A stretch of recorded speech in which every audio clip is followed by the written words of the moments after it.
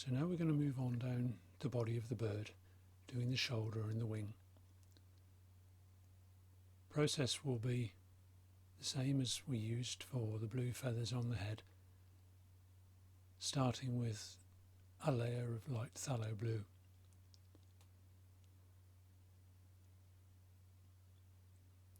Now this section of the body is going to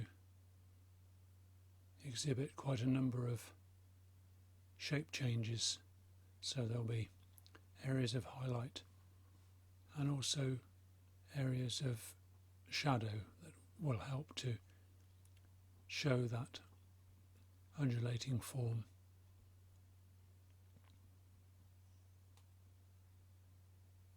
So just as before, I'm following what would be the direction of the feather growth with the marks that I make with my pencil. And where, like here, the surface that I'm depicting has a curve to it, I'm making sure that the lines that I apply, even though this is a base layer, follow that curve. As we move across the bird, the angle of those lines changes again to suggest the change in shape.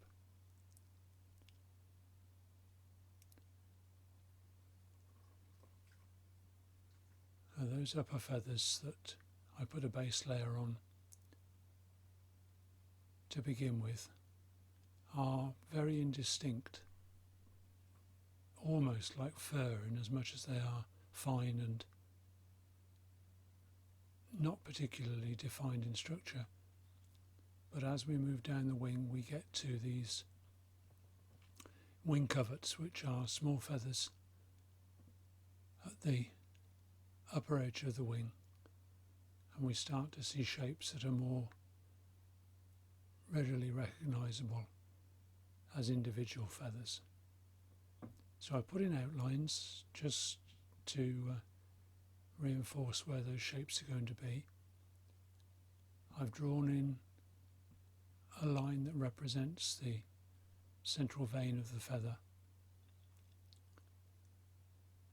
and now I'm going to work my way across, building up the detail.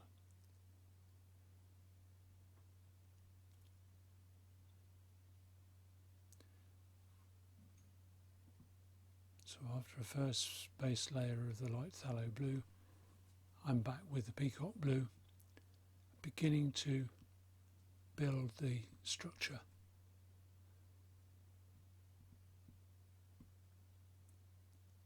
This passage of colour is darker at the bottom edge and leaving a gap, showing the blue at the top. So again, we're starting to create that three-dimensional feel.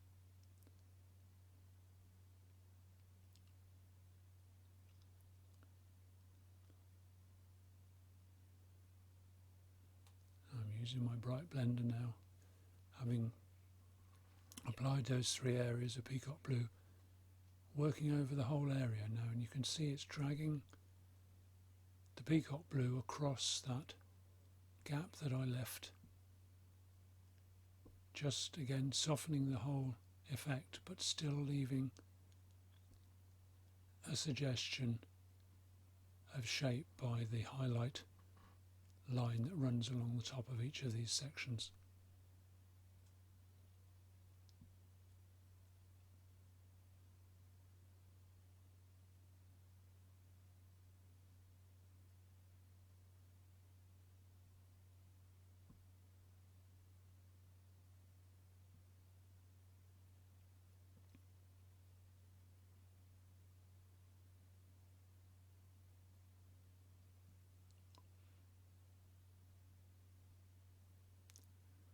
Now I'm taking the feathers that we completed on the head of the bird as my indicator of the level of tone that I need in these feathers on the wing and the body of the bird.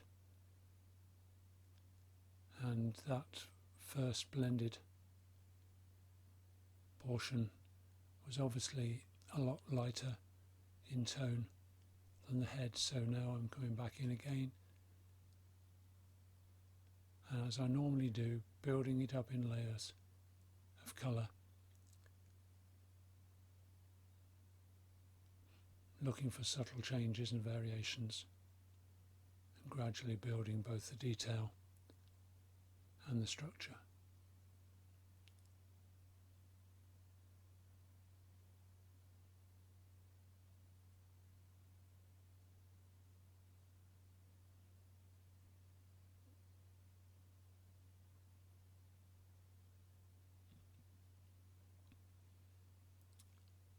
So having given that upper section another application of Peacock blue, I'm moving down to these first covert feathers.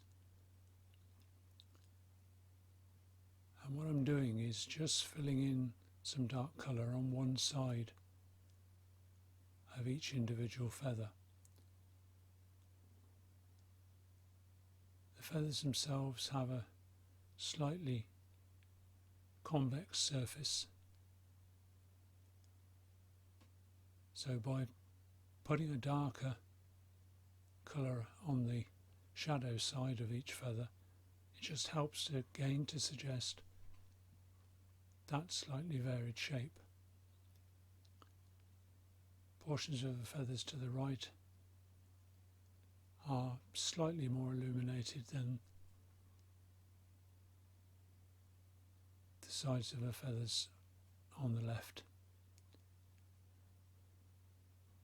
Now that difference at the moment looks very distinct, but gradually as I work over, the two will become more uniform in tone, but there will still, at the completion of the drawing, be a slight difference,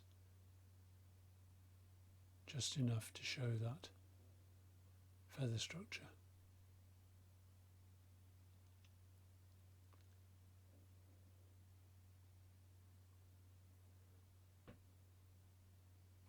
Now, as my illumination in this drawing is coming from the top right, the front edge of that shoulder, that folded wing,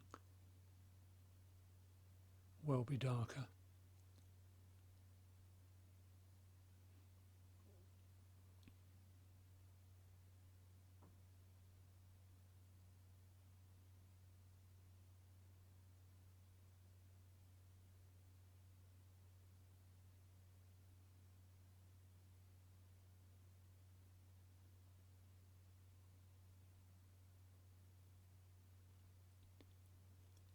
So working through this drawing, as we complete each section, we are essentially only partly finished with each of these areas. Until we have everything in place to this sort of degree, it's very difficult then to tell if we have them dark enough, or if there's a need for highlights or some detail to be clarified. So I'll work to this level of finish, which is perhaps 95% complete. I'll work to that level of finish over the whole drawing, and then, as you'll see in the last video segment, I do some refining, come back in, make some adjustments where they're needed. And it's so much easier to do that when you have everything in place. You can compare one section to another, and you can make adjustments which really work. It's almost impossible working through the drawing to get each stage absolutely complete when you haven't got everything around it to make comparisons with.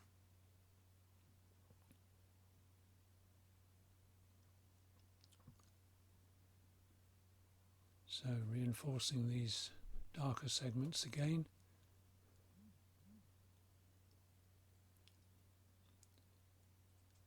Putting in one or two darker lines that would suggest the edge of these particularly distinct feathers, where there might be tiny shadows.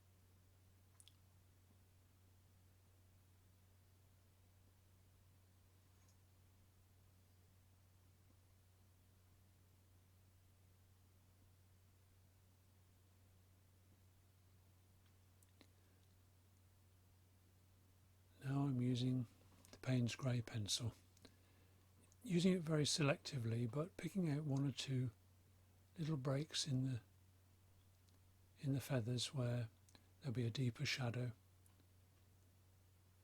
and also by indicating the curve of the shapes with these lines, it helps that illusion building that we're attempting. Even small lines like this give enough information to the viewer for them to believe that what they're looking at is a surface which is curved. So it's a very useful tool to employ.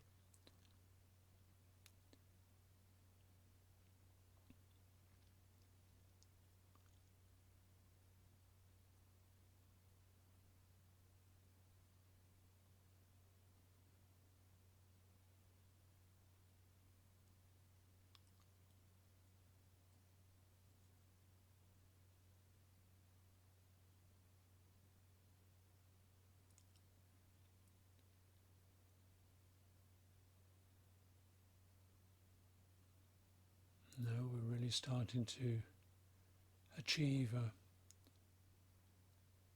a sense of form on the bird. I'm working over again with the Peacock blue, and what we've done, especially on these Covert Feathers, is to unify them much more successfully. The dark areas aren't anywhere near as distinct as they were, so we're getting a smoother, more natural finished feel to it, but you can still see those differences in colour.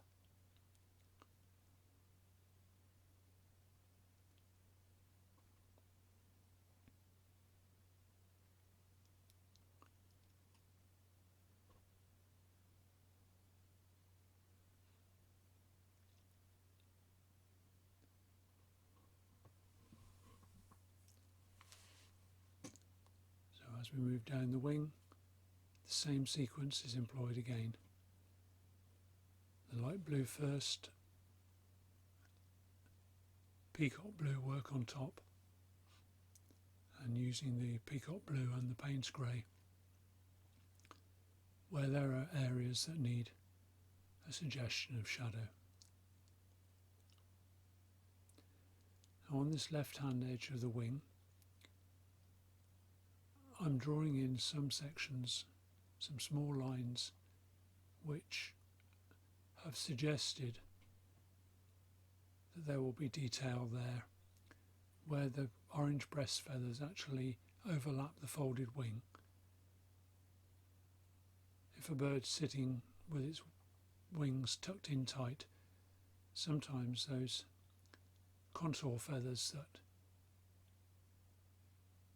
are on the breast of the bird, which are very fluffy, and they're not like these wing feathers with distinct edges.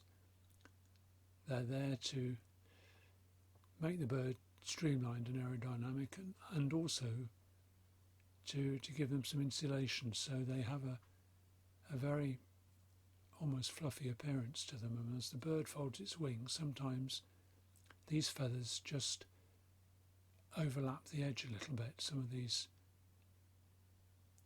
broken edges, some of the fluffy edges overlap the wing. And because I can't draw that paler orange colour over the darker blue of the wing, I'm having to suggest where that's going to be, and I've made a few marks just to remind me not to take the solid blue right to the very edge.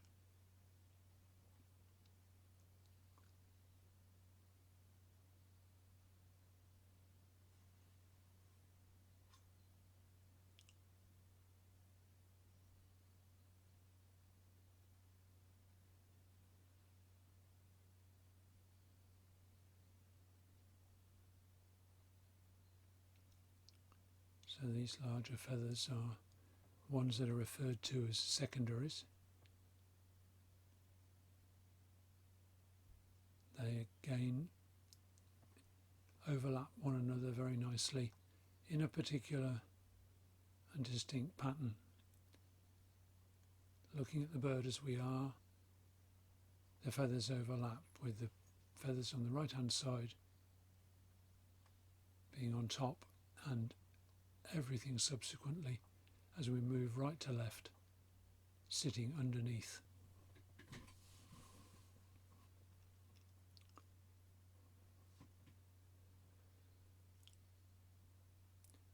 So now, using my Peacock blue, you can see that I've done the same thing as I did with the small coverts, the first distinct feathers that we actually began to apply the colour to.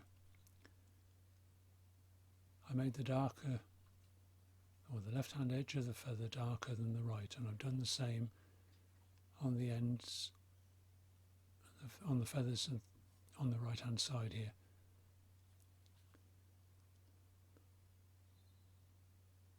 Left the right hand portion of each of those feathers clear of peacock blue to begin with.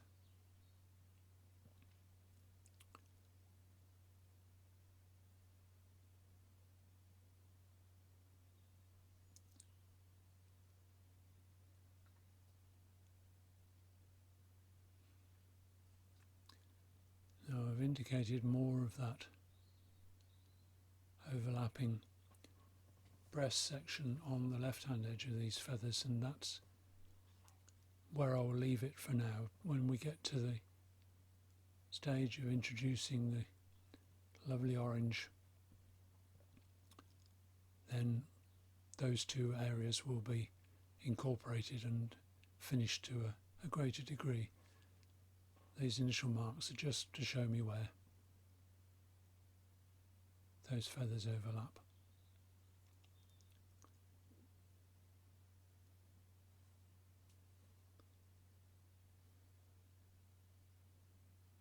And you can see now, if you compare the section I'm working on to the section of feathers above it, we're gradually starting to get more of a finish to it. The more layers we apply, less of the white paper shows through. The colours become more vibrant and saturated. But we're not losing detail by applying these extra layers. It's not like applying opaque paint over an area where you've taken lots of trouble to create some detail and just obliterating it all with a layer that you can't see through. You can get amazingly transparent layers of colour using coloured pencil and making sure that you don't press too firmly. You can put in all sorts of detail, apply a layer of colour over the top, and still be able to see that detail underneath.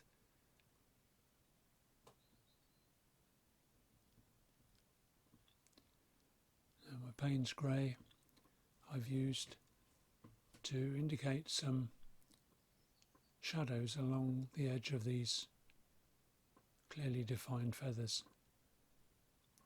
The Payne's grey itself is a bit on the dark side, so now I'm applying it another layer over the top just to create a little more uniformity in the colour.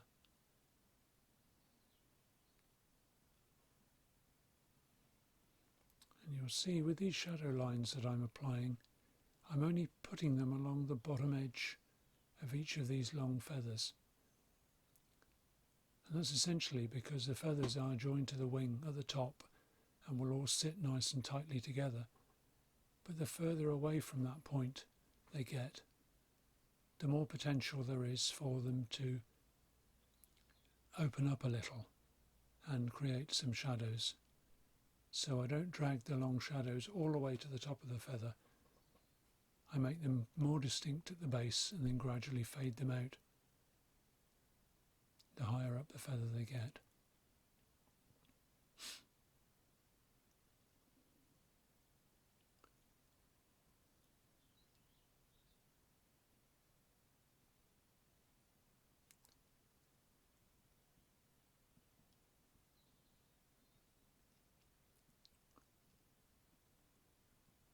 just work over this lower section of the wing one more time with the bright blender and bring us to the close of this particular video section.